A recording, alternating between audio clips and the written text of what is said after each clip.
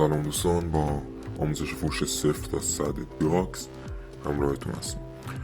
ابتدا وارد ربات داکس میشید، گزینه کلمات چین رو میزنید، به صورت اتومات وارد ربات توکن تیبل میشید، گزینه رو تایید میکنید، دات نکست رو میزنید، سپس گزینه کانکت والت رو میزنید، داخل تونکیپرتون میشید، گزینه کانکت والت، سپس دوباره وارد ربات توکن تیبل میشید، میبینید که ربات به والتتون وصل شده.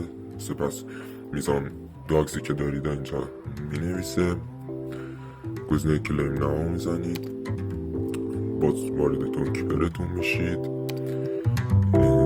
یه تاییدیه تراکنش میخواد که این فلش رو میکشید تا آخر و تراکنش رو تایید میکنید. در اینجا یه مقداری زمان بره، حالا بستگی به شلوغی داره، یه تایم صبر میکنید که این لود بشه.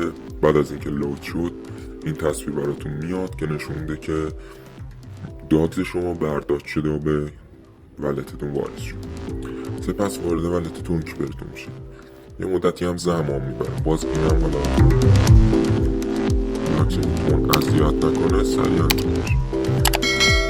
برای انتقال گزینه سنت رو میزنیم، آدرس که والت مورد نظر والت مقصد که میخوایم و بهش انتقال بدید در اینجا میزنیم. یک کامنت به ما هم از ما میخواد. بنابراین داخل صرافی که ثبت نام کردیم، ما خودم صرافی والکس، این داخل کیف پول گزینه واریز رو میزنیم، واریز کوین. سپس در این قسمت کوین مورد نظر که داگز رو انتخاب میکنیم،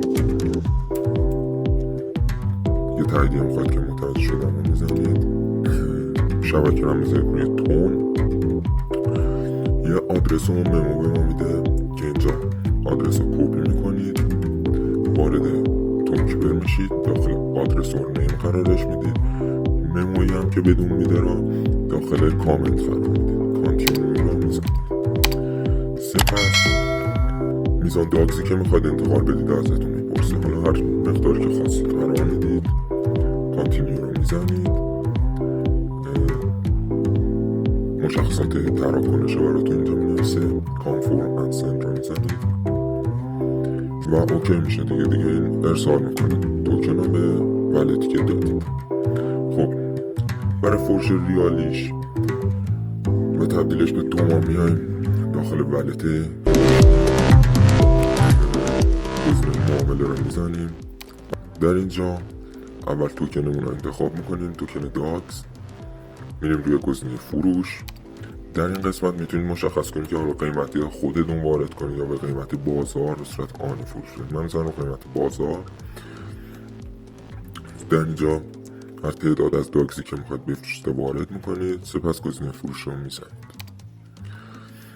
برای برداشتم و تبدیلش به و ریختنش به حسابتون وارد گزینه کیف پول میشید، گزینه برداشت رو میزنید، برداشت تومان، دیگه شماره کارت که وارد کردید و همه موارد اینجا وارد میشه، دیگه مقدار برداشت که میخواید میزنید و درخواست برداشت میدید. امیدوارم که سود خوبی کرده باشید و موفق باشید.